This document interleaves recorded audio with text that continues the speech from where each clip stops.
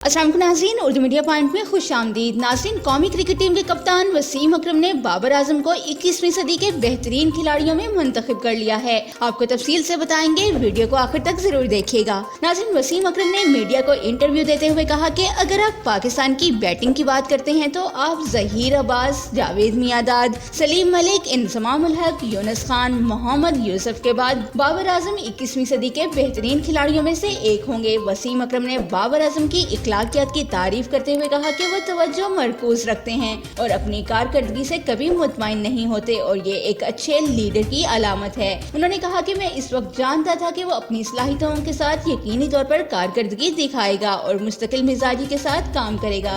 वसीम अकरम ने 21वीं सदी के 4 बेहतरीन खिलाड़ियों का जिक्र करते हुए कहा कि इनमें भारतीय कप्तान विराट कोहली, डेविड वार्नर, जो रूट और बाबर आजम टॉप पर शामिल हैं। बाबर आजम ने पाकिस्तान की नुमाइंदगी करते हुए टेस्ट क्रिकेट में 43.17 की औसत से 2461 रन बना रखे हैं, जबकि उन्होंने 2016 में वेस्ट इंडीज के खिलाफ डेब्यू मैच खेला था। टी20 और वनडे इंटरनेशनल के मुकाबलों में उन्होंने बिलतरतीब 2620 और 3985 रन स्कोर कर रखे हैं। नाज़रीन, क्रिकेट से मुतालिक मजीद खबरों और लाइव मैचेस की अपडेट्स के लिए हमारे चैनल उर्दू मीडिया पॉइंट के साथ रहिएगा।